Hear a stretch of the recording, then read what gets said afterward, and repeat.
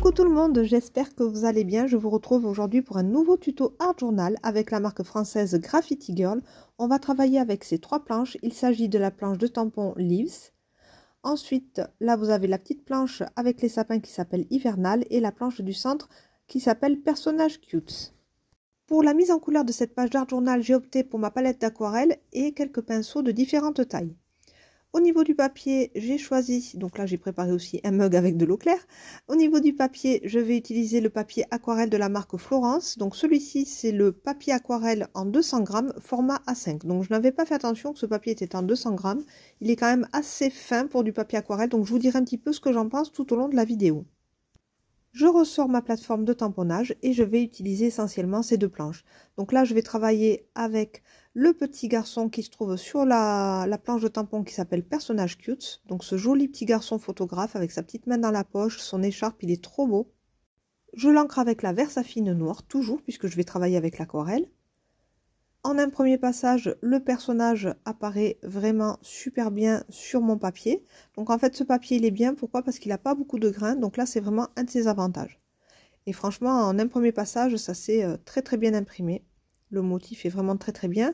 Et là, j'utilise maintenant les petits sapins qui se trouvent sur la planche de tampon Hivernal. Je fais un premier tamponnage du tampon entier comme ça. Donc là par contre j'ai eu besoin de plusieurs passages parce que je voulais vraiment quelque chose de très marqué, très contrasté. Donc j'ai vraiment fait 2-3 passages pour que ça s'imprime bien. Là maintenant je suis en train de me confectionner un masque. Donc en fait je viens tamponner toujours avec ma Versafine noire sur un papier adhésif sous forme de ruban. Voilà. Et là j'ai découpé un petit peu tout autour, donc juste la partie gauche des sapins, et j'ai fait vraiment la même chose pour le petit garçon. Je me suis vraiment confectionné des masques. Donc sur les parties qui m'intéressaient, vous voyez que le petit garçon, j'ai pas fait vraiment tout le détourage, j'ai fait juste le haut du tampon, juste au niveau de son visage. Et comme ça, je vais pouvoir venir retamponner ce motif avec les sapins pour vraiment me confectionner comme une frise, en fait, un grand tampon pour créer un paysage autour de ce petit garçon photographe. Je continue toujours ce travail de décor. Donc là, j'avais besoin de petits sapins supplémentaires sur la gauche. Donc je viens juste ancrer la partie qui m'intéresse et je viens la tamponner. Voilà, je peux maintenant retirer mes petits masques qui m'ont aidé à protéger et mon petit garçon et mon premier tamponnage avec les sapins. Donc là, vraiment une technique super chouette pour réaliser des projets comme ça, si vous voulez, avec des intentions de premier plan, voilà, d'arrière-plan, etc. Je continue mon travail de tamponnage avant de passer à la mise en couleur. Et là, en fait, j'ai envie de rajouter quelques éléments comme ça pour créer un espèce de petit cadre tout autour de ce décor. Et pour cela, je vais utiliser la planche de tampon Leaves avec vraiment ces jolies feuilles très délicates, un petit peu en mouvement. Je l'aime beaucoup ce tampon, c'est vraiment un de mes chouchous de chez Graffiti Girl. Je l'adore, elle est vraiment très raffinée. Et je viens donc en fait tamponner un petit peu en bas à gauche et tout en haut à droite pour vraiment créer, si vous voulez, un équilibre. Et en fait, je ne vais pas toujours tamponner, vous voyez, le tampon en entier. Donc je l'ai fait au tout départ et maintenant je viens juste choisir le petit morceau de la branche qui m'intéresse. Voilà, pour vraiment, vraiment rajouter à chaque fois du détail sans forcément avoir toujours le même gros tampon. Donc là, faites attention, en fait, vous pouvez toujours ancrer avec le petit bloc de Versafine noire, c'est toujours plus facile. Et bien nettoyer, en fait, avec votre gant un petit peu d'eau, l'endroit du tampon qui ne vous intéresse pas, que vous ne souhaitez pas voir apparaître sur votre feuille. Voilà, comme ça, on peut vraiment créer des choses très jolies de cette façon. Voilà, donc là, mon travail de tamponnage à la Versafine noire est terminé. J'ai vraiment laissé sécher un petit peu avant de passer à la colorisation aux aquarelles. Alors, dans mon imaginaire, cette scène, elle a lieu chez moi, dans le sud, une belle journée de printemps, comme ça, vraiment les journées du mois de mars où on a ce ciel bleu magnifique. Pour obtenir cette belle couleur de ciel, je vais utiliser du turquoise vert de chez Sennelier et le bleu Skagen de la nouvelle vague de couleurs qui sont des aquarelles artisanales. Donc j'ai fait des petits essais comme ça sur une petite feuille à part et là je suis en train vraiment de créer mon mélange dans ma palette pour vraiment commencer ce travail de colorisation. Je commence à travailler comme ça avec de la couleur pure et je viens diluer par endroits pour laisser justement des zones plus claires et donner cet effet de nuage. Au niveau du pinceau, je dois utiliser un Black Velvet numéro 6, je pense. Il n'est pas bien gros, donc je ne voyais pas tout à fait l'utilité d'utiliser, si vous voulez, un gros pinceau à la vie puisque le format reste petit. Et ça me permet, comme ça, avec sa petite pointe un petit peu plus fine, de m'approcher au plus près de mes tamponnages, des sapins, des branches et du petit garçon. Voilà, donc vous voyez que ce bleu, il est vraiment très très bien pour travailler l'effet du ciel. Et maintenant, je viens avec un papier essuie-tout, je forme une petite boule et je viens accentuer, si vous voulez, les zones que j'avais laissées en blanc tout à l'heure. Voilà, comme ça me fait vraiment un joli effet de nuage. Je viens reprendre du bleu pur, comme ça, du pigment que j'avais créé. Et je fais un petit peu les contours, je viens tricher, je viens redélimiter un petit peu les contours de mes nuages pour avoir des choses un petit peu plus définies. Donc faites attention, voilà, vous reprenez toujours une partie bien propre de l'essuie-tout pour venir, si vous voulez, retirer la couleur et faire justement cet effet blanc pour les nuages. Voilà, donc là je peaufine un petit peu avec ce petit pinceau qui est vraiment très pratique justement pour travailler, comme je vous l'ai dit, dans ces petites interstices, combler vraiment tous les petits endroits autour des tamponnages. Mon travail d'aquarelle autour du ciel est terminé. Je vais maintenant passer à la colorisation des sapins. Et donc dans mon esprit toujours, au niveau de cette scène, on est donc au printemps. Donc les sapins sont quand même bien verts maintenant. C'est-à-dire que la neige a pratiquement fondu. Il va en rester un tout petit peu à quelques endroits. Mais sinon mes sapins vont vraiment être verts. Alors pour travailler le vert des sapins, je viens avec ma couleur. Donc là on est sur le vert fond marin de Daniel Smith. Je vais aussi utiliser un petit peu de vert de vessie de Winsor & Newton et un petit peu d'or vert riche de Daniel Smith.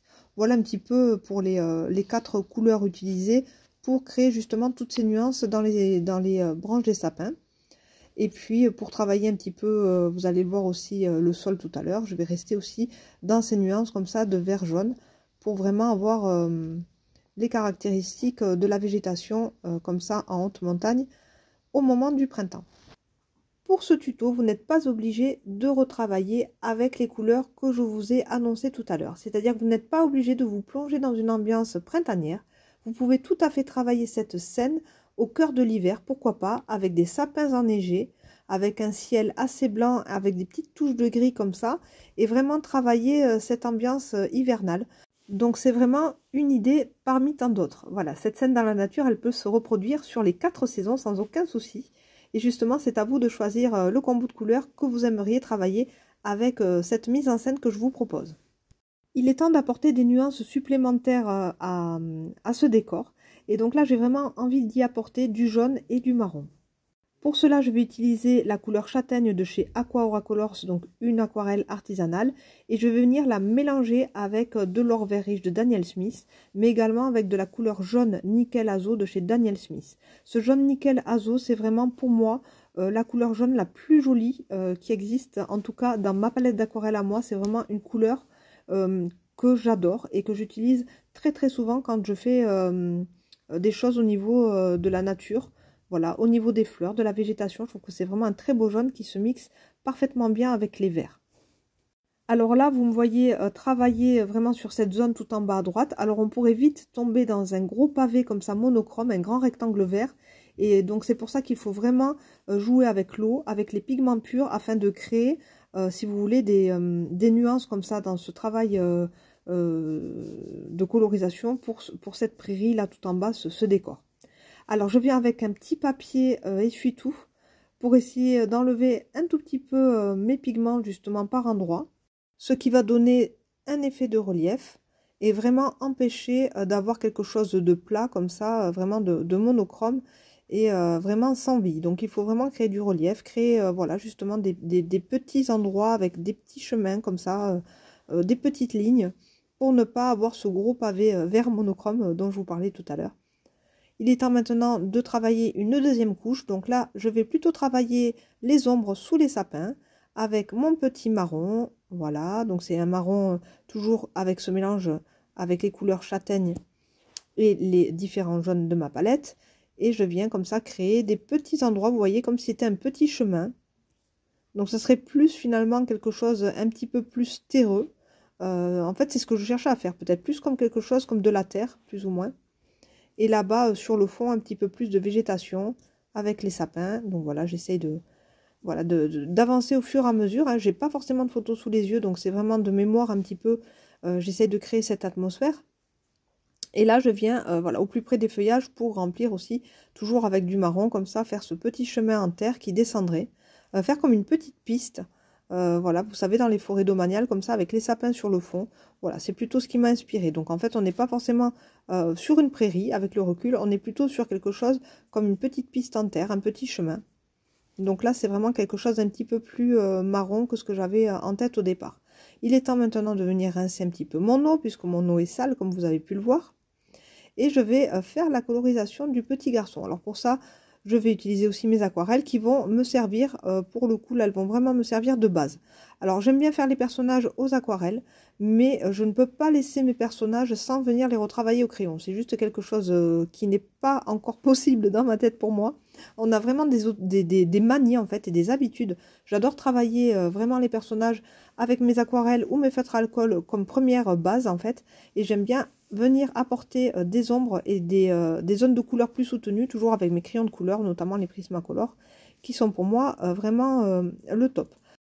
Pour la colorisation du petit personnage, je vais rester vraiment dans des couleurs naturelles, des couleurs que l'on pourrait retrouver dans la nature, donc assez terreuses comme ça. Et là, j'ai vraiment envie de travailler sa petite veste, comme ça, son petit blouson, avec une couleur vieux rose. Donc pour cela, j'ai utilisé le rose de poterie, bien évidemment. Je vais laisser son petit t-shirt en blanc. Au niveau de sa chevelure, je vais travailler plutôt sur quelque chose de jaune un petit peu orangé. Pourquoi? Parce que je veux que ce petit garçon soit blond avec des petits reflets roux. Donc je trouve que ça ira très très bien. Et ça va vraiment se détacher du ciel comme ça. Donc ça va être assez joli et assez contrasté. Pour l'appareil photo, je vais travailler avec des teintes de gris et de noir mélangées. Donc là, rien de vraiment original. Hein. Je respecte vraiment la couleur de l'appareil photo et du trépied. Donc là, je travaille vraiment avec un petit pinceau Raphaël de précision. J'ai changé de pinceau parce que là, vraiment, on est sur quelque chose de très très fin avec ce trépied. Comme ça, il ne faut pas que je dépasse. Donc, je fais très très attention et je m'adapte en choisissant donc un pinceau beaucoup plus petit. Et pour le petit jean du personnage, comme ça, je vais choisir un joli bleu. Donc là, un bleu jean, hein, tout simplement. Donc là, je vais travailler avec la couleur indigo de Winsor & Newton, donc qui est vraiment un joli bleu jean comme ça, assez foncé. Donc il faut faire attention parce que celui-ci est très pigmenté. À peine on met de la couleur, bam, ça se diffuse très très rapidement. Donc vraiment faire attention. Et pour l'écharpe, là, je suis mal centrée. Désolée, j'essaie de me recentrer, mais c'est pas évident. Je retravaille toujours aussi avec une espèce de bleu, un petit peu bleu pétrole pour son écharpe. Voilà, son écharpe, son petit foulard. J'adore la petite dégaine qu'il a, ce personnage. Je l'aime beaucoup. Il est vraiment très très beau. Je vais maintenant coloriser ces petites feuilles. Alors là, je vais reprendre mon petit verre de vessie. Voilà, et puis je vais retravailler avec les mêmes verres utilisés pour les sapins. Donc vraiment, je reprends ce même combo. Donc je vous redis quand même les couleurs si ça vous intéresse. Je retravaille avec de l'or vert riche de Daniel Smith. Je retravaille vraiment avec du vert de vessie. Voilà. Donc là, on est vraiment sur des verres assez naturels. Toujours le vert fond marin de Daniel Smith également. Et donc en fait, il faut plusieurs teintes comme ça pour avoir un joli résultat. Parce que si j'avais vraiment fait toutes mes feuilles avec la même couleur, eh bien ça serait vraiment tristounette à la fin. Il faut vraiment donner du relief et de la vie justement à ces branches. Donc n'hésitez pas à travailler avec plusieurs verres différents. Voilà, ça dépend où la lumière touche la feuille en fait. Vous voyez que quand vous vous baladez dans la nature, franchement, il y a plein de teintes différentes sur une même feuille, des fois, sur une branche. Donc, il faut vraiment essayer aussi de s'amuser comme ça avec les couleurs pour avoir un joli effet. Donc là, en deuxième couche, je reviens retravailler, c'est pas bien, c'est redondant. Je viens travailler à nouveau, pardon, sur les sapins pour apporter un petit peu plus de nuances toujours et apporter un peu plus de foncé. Donc là, je retravaille avec mon vert anglais. Donc là, c'est vraiment un vert très très foncé, très soutenu. Et ça me permet comme ça de recréer voilà, un petit peu les formes, quelques branches comme ça, ou les sapins du fond juste en vert foncé. Je retravaille un tout petit peu, vous voyez, je remets quelques petites touches de vert parce que pour moi c'était un petit peu trop marron. Donc là je viens avec un jus très très clair pour apporter justement un petit peu de vert à mon sol. Donc je retravaille, vous voyez, en deuxième couche, c'est toujours important de venir retravailler, en troisième couche, etc. Et on arrive à avoir des choses, voilà, un petit peu plus, comment dire, harmonieuses, des choses un petit peu moins nettes. Et c'est ce qui est important dans le travail des aquarelles. Là, je reprends mes nuages avec du Neocolor 2 pour les intensifier toujours un petit peu plus. Je viens retravailler aussi sur tous mes petits sapins. Donc ce tampon de sapin là est vraiment magnifique aussi, je tiens à le dire. C'était vraiment un de mes coups de cœur aussi. Il est vraiment super joli. C'est la première fois que je le travaille, cette planche. Je l'avais depuis un petit moment et je n'avais pas forcément trouvé le temps cet hiver pour la travailler. Parce qu'en fait, l'hiver, Noël, etc., ça passe super vite. Et bien là, je me suis dit, c'est vraiment l'occasion de l'utiliser et de travailler ce tampon vraiment sur le thème du printemps. Donc là, c'était vraiment... C'est vraiment chouette et c'est vraiment un très très beau tampon que l'on peut adapter vraiment à toutes les saisons. Donc là, je repasse maintenant vraiment tous les traits de mes tamponnages comme d'habitude. Ça aussi, c'est un toc, un tic, un toc, comme vous voulez. Mais en tout cas, je viens repasser vraiment tous les traits de mes tamponnages avec mon petit crayon de couleur Prismacolor noir que j'ai vraiment taillé bien pointu auparavant. Et comme ça, je vais pouvoir faire ressortir aussi mon personnage puisqu'il faut vraiment qu'il se détache de ce fond qui est assez chargé avec tous ces sapins autour. Ça me permet comme ça vraiment de redélimiter tous les contours du tampon qui sont quand même très importants. Donc là, vous voyez que le trépied, du coup, il ressort beaucoup plus. Le petit personnage va ressortir encore mieux. Et je vais retravailler par la suite, vous allez le voir, tous ces petits vêtements, toutes les zones de couleur que j'avais travaillées aux aquarelles, je vais les reprendre, vous voyez, avec mes crayons de couleur aussi. Donc ça donne encore plus de peps à la colorisation que j'avais réalisée auparavant. Et voilà, j'essaie de vraiment retrouver les couleurs plus ou moins qui ressemblent aux aquarelles utilisées. Et je viens intensifier certaines zones comme ça pour donner vraiment un effet d'ombre et de lumière à ce petit personnage. Donc il est vraiment super cute, avec sa petite main dans la poche comme ça. En pleine nature, il s'est dit, tiens, je vais m'installer, faire une photo là. Je pense que le point de vue, il est absolument magnifique. Et ça sera super bien pour faire un petit exposé pour l'école. Donc voilà, c'est la petite histoire peut-être. Et là donc voilà, je reprends vraiment la chevelure avec les petits reflets roux toujours. Je retravaille avec des marrons, des orangés comme ça pour vraiment donner cet effet d'ombre et de lumière sur la chevelure du petit garçon. Pour en revenir au point fort de ce papier aquarelle Florence en 200 grammes, en fait, il nous permet de travailler, de retravailler après avec les crayons de couleur sans problème. C'est super, franchement, parce qu'il n'y a aucun grain. Donc, il n'y a pas beaucoup de grains. C'est un papier qui est relativement fin. Et franchement, pour venir retravailler avec les crayons de couleur, il est absolument sensationnel. Donc, pour un double travail comme ça, aquarelle et crayon de couleur, il est vraiment très chouette. Donc, il est même recommandé. Voilà, si vous voulez vraiment faire une carte comme ça aux aquarelles, et avec du crayon de couleur par-dessus, il est vraiment top pour ça. Après, vraiment, pour un travail d'aquarelle, quelque chose vraiment de très humide comme ça, il aura tendance à gondoler et pas forcément à réagir comme un papier aquarelle de très bonne qualité ou avec un grammage supérieur. Il est temps de venir accentuer les petites zones de lumière avec mon petit Posca blanc, donc mon petit feutre acrylique. Donc là, comme ça, je retravaille bien les zones de lumière. Je reviens avec mon petit crayon noir pour accentuer les ombres, etc. Donc vraiment, j'avance en peaufinant comme d'habitude avec les derniers petits détails. Je voulais, je vous l'avais dit tout à l'heure, ajouter quelques petites zones où la neige serait restée, où la neige n'aurait pas forcément fondu. Donc là, vraiment, c'est ce qui arrive aussi souvent pour le mois de mars, c'est-à-dire qu'elle a fondu, mais par endroits. Il y a encore quelques petites zones enneigées comme ça, c'est magnifique. Donc là, je viens travailler justement avec mon feutre acrylique. Donc là, je choisis le Moloto blanc. Et je viens comme ça ajouter quelques petites zones enneigées sur ce décor. Donc j'en mets un petit peu sur certaines branches de mes sapins. Et j'en mets un tout petit peu comme ça sur mon sol en créant des effets de bombée. Voilà, comme des petites bosses comme ça. Et je viens avec le petit crayon de couleur si besoin pour rectifier un petit peu le marron. Je fais maintenant le petit contour des petites baskets et je refais le petit contour voilà, de mon appareil photo. Je reprends un petit peu les yeux du personnage, etc. avec mon petit artistro noir qui est très fin, qui va très bien pour ça. Ma page d'art journal est presque terminée, mais il me manque encore quelques petites phrases et il me manque aussi mon titre. Alors pour cela, je vais aller piocher dans mes planches d'étiquettes. Alors là, c'est le thème photo et le thème vacances où je vais prendre 3 petites étiquettes qui me plaisent et qui sont vraiment en rapport avec le thème. Et pour le titre principal, j'ai opté pour le mot shooting. Donc là, c'est vraiment une très jolie matrice de découpe. C'est la Basic Words numéro 2. En fait, il y a 3 mots dans ce set de dice. Et là, j'ai choisi donc le mot shooting que j'avais déjà découpé dans du blanc, mais je suis venue l'ancrer avec ma Distress Ink noire, la Black Soot, pour avoir quelque chose qui ressort davantage. Je viens coller maintenant mes 3 petites étiquettes comme ça avec du scotch mousse afin d'avoir un petit peu de relief.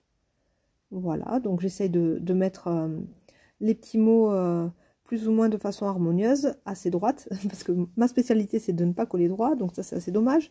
Et je viens maintenant mater donc cette carte, comme je vous l'avais dit. En plus, vu que le papier aquarelle n'est pas épais et qu'il a un petit peu gondolé, il est vraiment très important de venir le mater sur un papier coloré par la suite. Donc moi j'ai opté pour du noir, puisque je trouve que ça ressort super bien, franchement. Ça fait vraiment une très belle carte à la fin. Une carte ou une page d'art journal, c'est un format A5, donc c'est à vous de voir. Si vous avez envie de le considérer comme une carte, eh bien pourquoi pas l'offrir, il n'y a pas de souci. Ça peut être très bien. On peut faire aussi un rabat en blanc pour pouvoir écrire un petit message après, si vous voulez, comme une vraie carte à offrir, donc il n'y a pas de souci. Mais vous pouvez aussi le garder en format art journal et le placer après dans un classeur ou dans, voilà, dans une pochette, il n'y a pas de souci. Ça peut être tout à fait une page d'art journal. Donc c'est pour ça que j'hésite un petit peu sur le terme. Ça peut être une carte, mais ça peut être aussi une page d'art journal. Voilà, en tout cas c'est un format A5. J'espère que vous avez apprécié ce tuto, que vous avez aimé ce travail autour des produits de chez Graffiti Girl. Une boutique française de scrap qui nous propose vraiment des choses merveilleuses. Donc je vous invite vivement à aller visiter leur boutique en ligne. Et si vous avez l'occasion de vous rendre à Version Scrap au Parc Floral à Paris du 31 mars au 2 avril, vous aurez la chance de découvrir leur stand avec tous leurs produits. C'est vraiment génial, un accueil vraiment très chaleureux et une équipe créative au top. Et vous pourrez découvrir en plus la nouvelle collection qui va sortir, qui s'appelle Sur Tension. Franchement, on a hâte de découvrir cette collection qui a l'air géniale. En tout cas, moi, je vous fais plein de gros bisous et je vous dis à bientôt. Bye bye.